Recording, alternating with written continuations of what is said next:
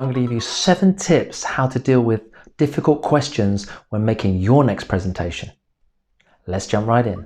My name is Alastair McTavish. I'm an internationally certified soft skills trainer. I've delivered training to thousands of people in more than a dozen countries around the world. This channel aims to help you to take your soft skills, communication skills, and leadership skills to the next level. When making a presentation or giving a speech, you have a lot of control over your content. What are you going to deliver? However, you don't have much control over the audience. You can predict questions, you can think what they might ask you, but they could ask anything. So what can you do if you get asked a question, but you don't have the answer, or you don't know how to answer it? What can you do? Everybody's waiting for the answer, everybody's listening to you. There's an uncomfortable silence. Hopefully these 7 strategies are going to give you more confidence to deal with future Q&A sessions in your presentations. Tip number 1, that's a good question. If someone asks you a question, to buy yourself time, you can just say, that's a good question. In this way, it will give you a little bit of time to think of how to reply, and it will also complement the person who asked you the question. One point to be aware of here is do not use this every time. This is a little bit overused, this particular technique. I've seen some YouTube videos of TED Talks or other presentations where the presenter, after every questioner, says, that's a good question. Can I ask you about? That's a good question. That's a good question. And in the comments, people have written, it's Mr. or Mrs. That's a good question. So that's a good question can be used to buy yourself time, but used with care. So tip number 1 to deal with tough or difficult or challenging questions is say, that's a good question, while you're thinking of your reply. Number 2, you can simply thank the person who asked you the question. So thank you, Sue, for that question. Or thank you, John, for your question. If I was in your position, I would also like to know how long it would take to get a return on investment on this project. In that way, you are making the person who asked the question look good in front of the audience, and you're also giving yourself some time to think about how to reply. So tip number 2, thank the person who asked you the question. So tip number 3 is ask an expert. Maybe you're in sales, marketing, or an engineer, and the question is about finance. Fortunately, you have your finance manager, John, in the room. So you could say, thank you for your question. I'm going to hand this question over to John, who is our finance manager, as he has a lot more information about this than I do. John, would you mind taking this question? Hopefully John will say, yes, sure, I'll be happy to. What you want to avoid is handing a question to somebody who is not prepared and has got no idea how to answer it. It'll make you look unprofessional. So it's best if you speak to John or speak to your other colleagues before your presentation to say, if I get a question on finance, would it be okay if I transfer that to you? If I get a technical question, would it be okay if I hand this question, pass this question to you? And in that way, you'll be more confident to deal with difficult questions. One other strategy you could use is you have a colleague who is just very good at talking. In England, we'd say the gift of the gab. You know, they've got the chat. So whenever you ask them any sort of question, they'll always be able to come up with some sort of good answer. I'm sure we all know someone like this.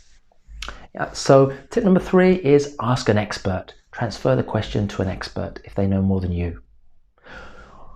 Also be aware that if you are supposed to be the expert on the topic, don't just pass the question to other people when you should be able to answer it.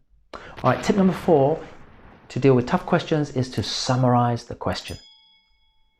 If someone is speaking very fast, they have a strong accent, maybe they're not a native English speaker, then a good technique is to say, so let me summarize your question. What you're asking is, what is our coverage? Do we cover the whole of Europe, or do we cover the whole of the world? So clarify the question, summarize the question that you got asked, and this is a good way again to buy yourself time and double check. Do you really understand what the person is asking you? Yep. Tip number 4, summarize the question. Tip number 5, maybe you get asked something that you don't want to answer. You're short for time, or it could be confidential. Then you might just say, how about we discuss this afterwards face to face? Would that be okay? Hopefully the person will say yes. I think it's a really good technique to ask, would that be okay? When you ask, would that be okay?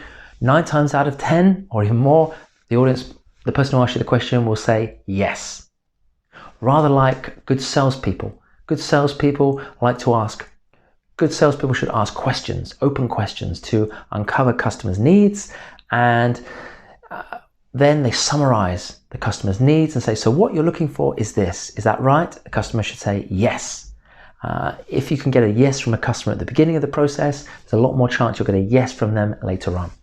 Okay, so tip number 5, if you get a difficult question and you don't want to answer it, is to say, can we discuss this after the presentation? Would that be okay? Tip number 6 to answer a difficult question is offer to email them the information later.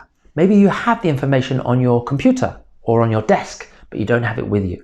So you could say, look, I don't have the information with me, but I'm going to find out and I'm going to send it to you before the end of tomorrow. Would that be okay? Hopefully the person will say yes. So tip number 6, offer to send them the information by email. And try not to just say soon. Try to say by the end of today, by the end of the week. In that way, it can make you seem more efficient and professional. So tip number 6, send the answer to them later via email. Last but not least, tip number 7.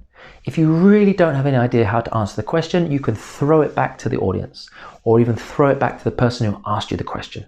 This is a bit of a last resort, but actually in recent presentation training I delivered to an IT company, several people actually said that they use this technique. If you're not sure of the answer, to the question, it could be, how much do you think the economy will grow next year? You could say, that's a really interesting question. I'd love to first know your thoughts on this. How much do you think the UK economy will grow? Or I'd love to know the other people in the room. There's a lot of experience in the room. How much do you think the UK economy will grow next year? Please let me know your thoughts.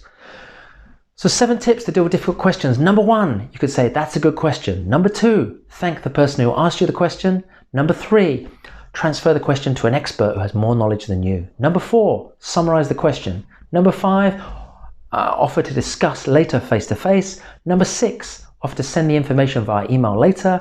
Number 7, throw the question back to the person who asked it or to the audience. So I hope you found these tips useful and it'll give you more confidence to deal with your future presentations and managing tough questions. And like all these videos, I hope you can write down now 1 or 2 of these tips that you're actually going to implement and use in your presentation, whether it's tomorrow, next week, next month, or even next year. Which of these tips are you going to use to deal with the Q&A section in your presentations? Please share in the comments. And if you like this video, please give it a like. Please subscribe to this channel for a lot more interesting videos to help you improve your soft skills, communication skills, and leadership skills. So thank you very much for watching.